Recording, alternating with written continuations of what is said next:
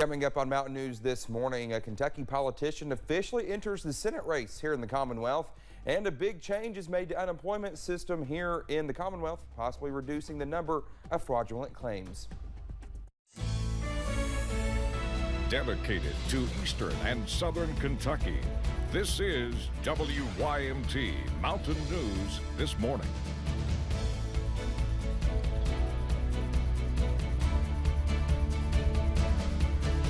Well, good Thursday morning to you. It's just before 5 o'clock and it's cold outside, so you better just bundle up. Let's head over to Brandon for a look at that cold forecast.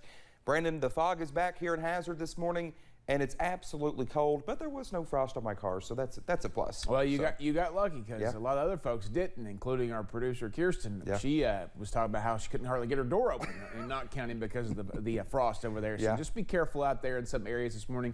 You may need to give yourself some time to get those cars warmed up. Let's take a look and see what's going on across the region. Dakota alluded to the fog already, but not in the higher elevations. Here in Hazard, we are fogged in, but Buffalo Mountain is not there. 28 there, 28 in Hazard, 28 Somerset, 23 in Irvine, really cold up there, 25 Monticello, and then some low 30s out there, close to 40 in Jacksboro this morning, but could be a little bit of a warmer sensor. The airport might be up just a little bit higher there. Temperature change from today and yesterday, 24 hours ago, about 4 to 9 degrees in most locations, and then you see some spots kind of where they were this time yesterday. So grab all the coffee, all of it that you need, because you're going to need it all to get out the door this morning. Make sure it's good and hot, because it is going to be a cold day still. Still kind of in our winter preview, but at least temperatures are going in the right direction today. I think we'll be in the low 50s for daytime highs. We didn't quite make it to the forecast high yesterday, but the sunshine today will help us out. Dakota? All right, Brendan, thank you. One person is dead and another injured after a stabbing in Johnson County Tuesday. Sheriff Doug Saylor tells us that 47-year-old Christy L. Blair of Oil Springs was arrested Wednesday night and charged with murder and first-degree assault. One woman is dead. Another person that was stabbed was taken to Highlands ARH in serious but stable condition and has since been transferred to Pikeville Medical Center. Their names have not been released. Blair is being held in the Big Sandy Regional Detention Center. We will update you as more information is released. A former city sewer worker in Kentucky is now convicted of murder and other charges in a crash that killed a Louisville police officer in 2018. Roger Burdett was found guilty of wanton murder, DUI, and 4 charges of wanton endangerment. The jury was convinced he was under the influence of pills and was watching a pornographic video when he crashed into a vehicle on I-64, killing the person. Kentucky State Police are looking for Orville Keith Roark from Olive Hill. Now, he has not been seen or heard from since early to mid-September. Now, his brother Jerry is leading the search to find him. While Orville has gone away before, Jerry says he's always calls to check in with his friends and his 10-year-old daughter. It's just not like him just up and disappeared, and I think his cell phone is the main thing. He always kept that cell phone working, no matter if he didn't have very much money or whatever. He always put minutes on that phone. For it not to be working since September the 14th, it's just not right.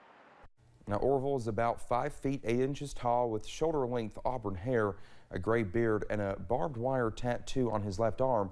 If you see him, you are asked to call Kentucky State Police at 606-928-6421. We talked with Kentucky Board of Education officials yesterday about how they handle investigations into misconduct. This comes after Hazard High School's viral man pageant pictures that drew national criticism last week.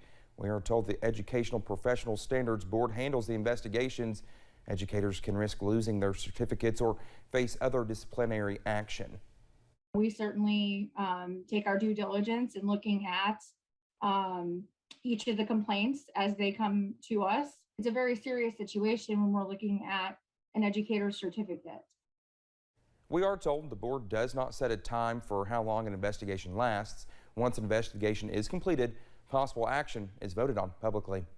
Well, Charles Booker is officially running for U.S. Senate next year. If he wins the Democratic primary, he'll be facing Senator Rand Paul in the November election.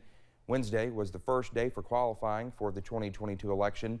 Booker ran for Senate last year, but lost against Amy McGrath in the Democratic primary.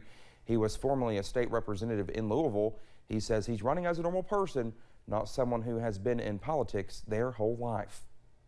A lot of people have checked out on the political process, and they're justified in doing that. So my story, I don't come from politics. I don't do this out of seeking a title. This is survival for me. People know that when I show up, I really care about them, and that transcends party. The general election next year is scheduled for November 8th.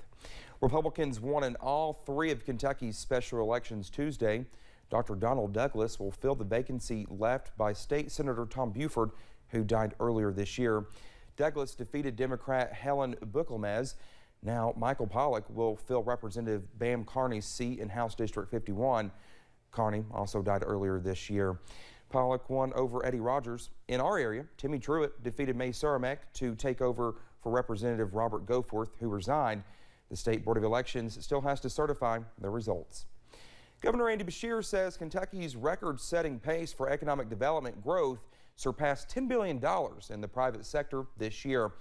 Now the governor says the amount includes new location announcements and expansion projects. He also says those investments led to more than 15,200 full-time jobs being announced.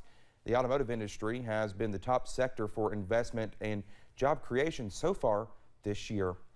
Well, the Office of Unemployment Insurance will begin requiring all applicants to meet a new identity verification beginning today.